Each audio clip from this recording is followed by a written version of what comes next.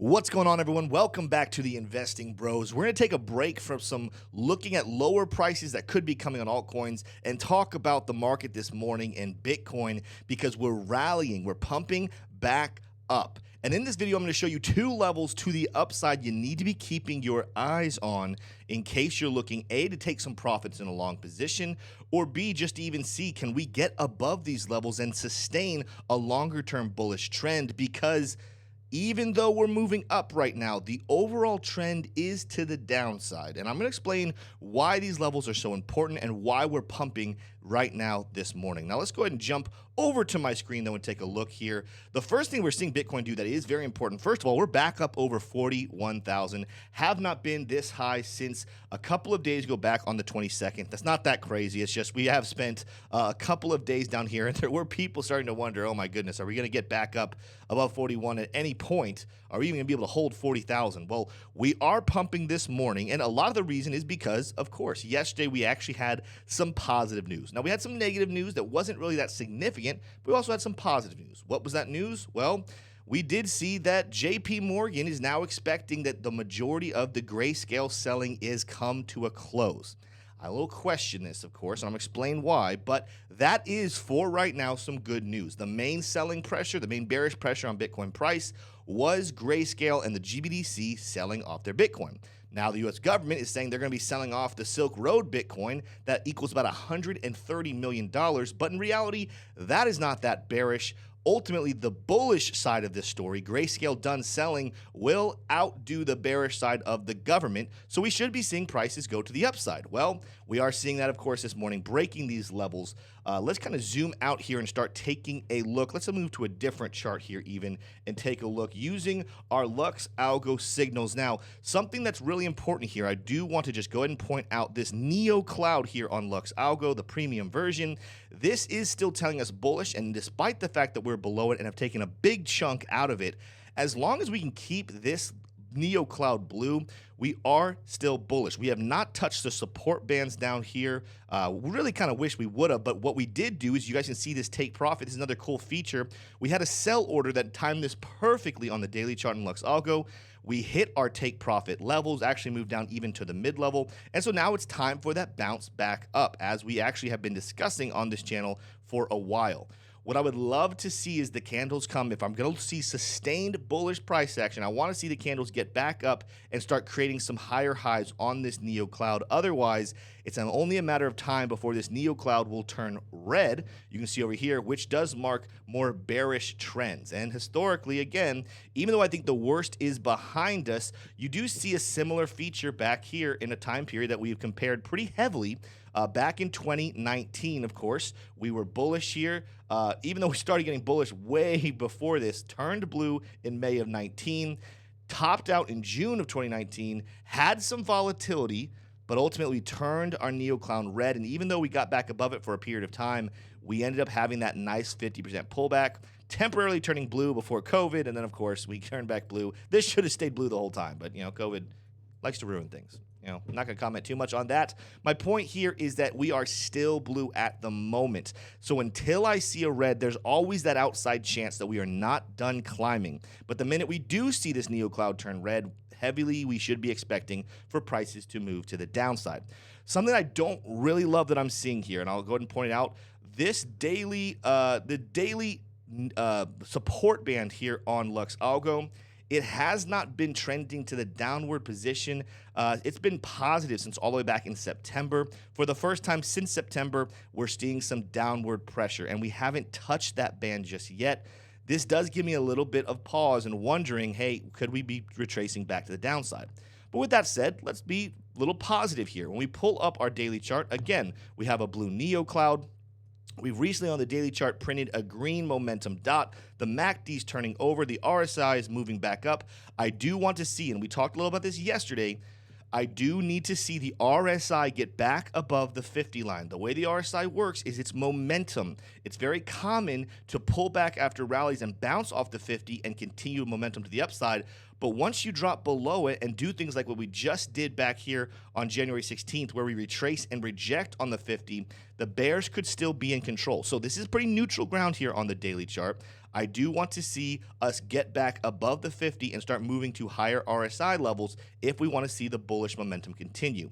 Now, as far as money flow, even though we're seeing a green momentum dot with a very low oscillator, we're still overwhelmingly in a red trend, and the money flow very barely, but is red and has just turned red and is still heading to the downside. So we need to see that flip here as well. When you come down to the 4-hour chart, again, loving this bullish candle, but look at this, guys. We're under a buy on the 4-hour. We're getting close, though, to our take profit, and I'll show you those levels here in just a second. The money flow is moving to the upside, but we're not seeing necessarily any great confirmation of bullish action. We did get above the 50 on the RSI, which is great, meaning I don't think that this rally's over. I think we have further to go to the upside. But my point still stands. This is still in the 4-hour kind of neutral. You come all the way down to the hourly chart. Here's where it starts to get a little bit bearish, guys. We are well into our bullish take profit level. Even though we have some green here in the momentum, money flow is moving still to the downside. Look for a small amount of volatility today. Look for a small pullback. I don't think we're done moving to the upside, but would not be surprised if this morning we make a pullback down, even maybe just as low as 40,200. This line has been a lot of resistance right in here. You can see on the Neo Cloud. Maybe we come back, turn that into support, turn this Neo Cloud blue, and we actually get some more bullish action over the next day or two. Now, what are the levels we should be looking at for this one? We are going to shift over to my other chart because we've covered this in a lot of detail on live shows and also just in general over the last week or two. I have been discussing the concept of a dead cat bounce. Let's go ahead and turn this off. That's just a lot of noise at the moment.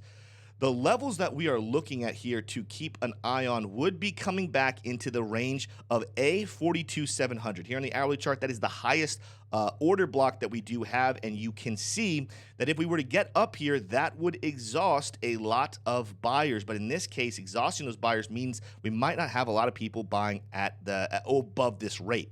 This could be that very modest dead cat bounce pullback. This level is also going to be significant when I'm looking at our Fibonacci levels. Let me grab the correct tool, though. Grab the wrong one right there. When we look at this level here at 42.7, that's going to be our 0.382 here as well. So keeping an eye on that level. That's my first line of saying, hey, this one could be interesting for a potential reversal level. You're also going to see, of course, as you move into the 4-hour range, that's where we're going to be running into our resistance band here as well, the falling level of resistance. Keep your eyes on that one for now. The second level, though, and this is the more bullish one, the one that I'm keeping my eyes on, but I don't feel confident we're going to be able to break above, would be this purple line right here, close to 45,000. Why is that? Well, if you look at the fixed range volume profile of all of this time we've been trading at this high area, it's not perfect. Let's move this up just a little bit. It changes here a little bit. Value area high coming in here at 45,000. Also, by the way, guys, guess what? Also that 42.7. That's our point of control. After dropping below our value area low, these two levels are going to be the most significant ones. But this is the one that I want to see. If we can get back above 45,000, I'm not saying it's a cakewalk to 50K, but I am saying that would give a lot of confidence to the bulls to beat out that value area high, to get over this massive volume gap right here, sitting about 44.7, 44.6-ish area. That would actually bring a lot of strength to the bullish momentum. At this point, though, I'm just going to be honest with you guys. I'm not confident that that's going to happen. And one of the reasons why is because I discussed this on our live show yesterday.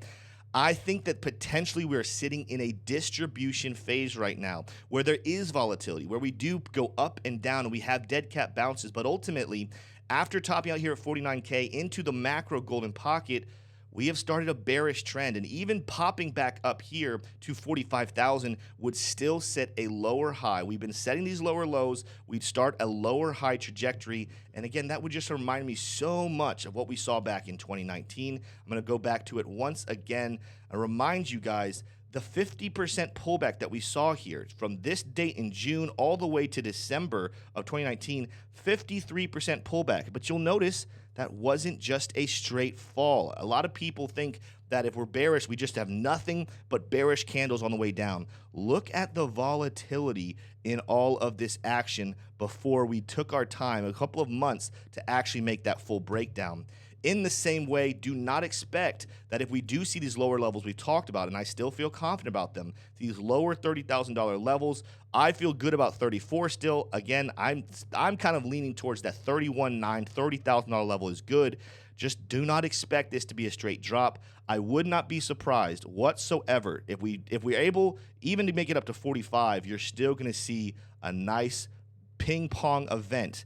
And this kind of brings us into, again, back into the news. I got to give my opinion. This is going to kind of wrap up the video for today.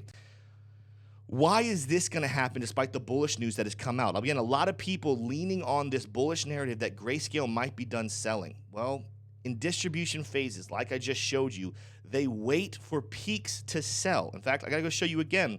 They're not selling at these bottoms. They're looking at every single time we have a little bounce up. And like the last couple of days, I'm got a wrong marker there. They're not selling at these dips. They're selling at the top. We bounce back up. They sell at the top. We bounce back up. They sell at the top. We now have made a significant fall and can remount a bullish rally. Don't be surprised to see them rally back up, and all of a sudden, back at 45,000, Grayscale is looking to take more profit on their Bitcoin. Guys, this is how markets work. This is how whales and institutions move in price action. You got to take the bad with the good. The institutions are bringing billions and trillions of dollars into Bitcoin, but they're also going to do some fishy things like distribution phases, and you're going to have to learn to be okay with that. Now, if you enjoyed this video, go ahead and smash that like button and hit subscribe. I don't want to leave, though, before giving a shout out to the sponsor of our channel, the sponsor of this video, NordVPN. You guys have heard us talk about this a lot, but honestly, you guys need to have a VPN today. If you have anything important on your computer, and you're in the crypto world, you have important things on your computer, there are people coming after your data. There are people looking to hack, to get you to fish, and to get into some, fishy and kind of dangerous links. I'll just put it that way. There's a lot of people losing their money right now because they're not protecting themselves. NordVPN is the #1 VPN on the market. You absolutely need to have it to protect your data, to protect your money, and to protect you. And right now, when you act today, you can get 63% off. Make sure you guys go ahead and get that VPN today using the link in the description down below. With that said, though, guys, that's all I have for you in this video. I'll see you in the next one.